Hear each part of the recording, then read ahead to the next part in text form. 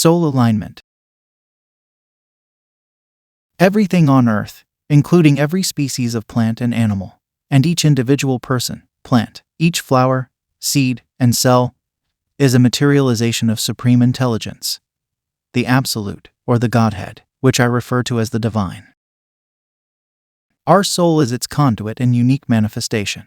It seeks full expression like an acorn becomes an oak and a caterpillar a butterfly. Each of us is a divine incarnation. What does our soul want? It calls us to live an authentic life. Even the ancient yogas understood that until we awaken to our true self, we cannot access our power. We must distinguish I from others, discard all of what we're not, and deliver our real self from the bondage of codependency.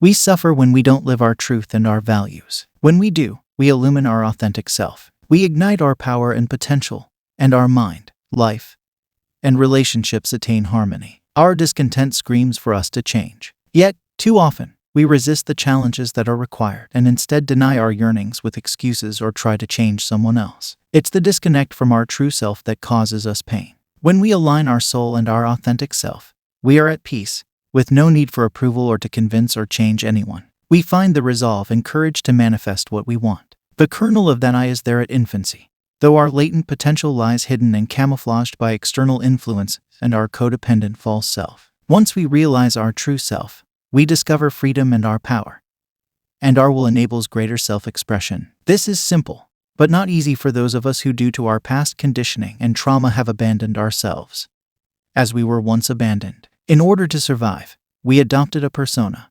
beliefs, and habits that took us further from our true nature. Our soul begs us to come home, what we will never find in a relationship or work unless they support our authentic self and allow our soul's expression. Recovery from codependency is a process of soul alignment. It's calling for change. How do we undertake this journey? We must spend time with ourselves, not in distraction, but by being quiet enough to feel and listen. Our awareness and perspective expand, and our perceptions sharpen. More time in meditation and contemplation infuse our body, mind with spiritual energy that allows us to perceive our soul's guidance whispers of wisdom from within. In recovery, we recover our lost self. We develop a sense of inner knowing and loving direction, not the harsh or doubting voice of an inner critic. We need to listen and also honor that quiet voice that leads us. With greater knowing and mindfulness of our feelings, night and day dreams, and intuitions, we're naturally drawn to what delights us and avoid what causes pain. These impulses are innate for an infant,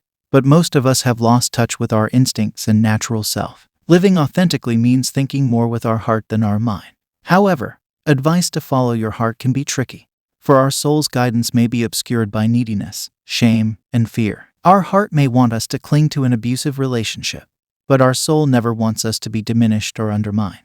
We can easily get lost by clinging to our traumatized parts. We may not hear or trust the leadings of our soul. They may be obscured by past programming, doubts about our worth, dependency, and lack of courage to step forward, take a stand, or fear of change. We each must find our way, learning to honor, express, and love our true self. Every day, we have a chance to discover who we are, what we believe, feel, need, want, and value. Indeed, every moment provides opportunities to affirm our authentic self. When you don't meet your needs or act in accordance with your wants and values, welcome this awareness with curiosity rather than self-judgment.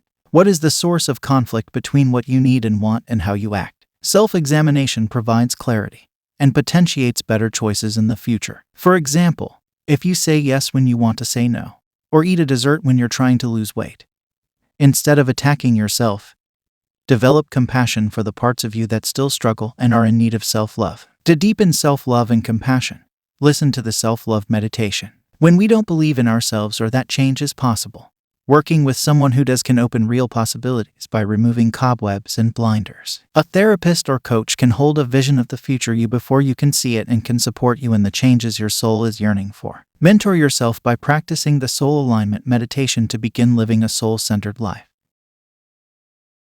Thank you for watching. Please like, subscribe, share.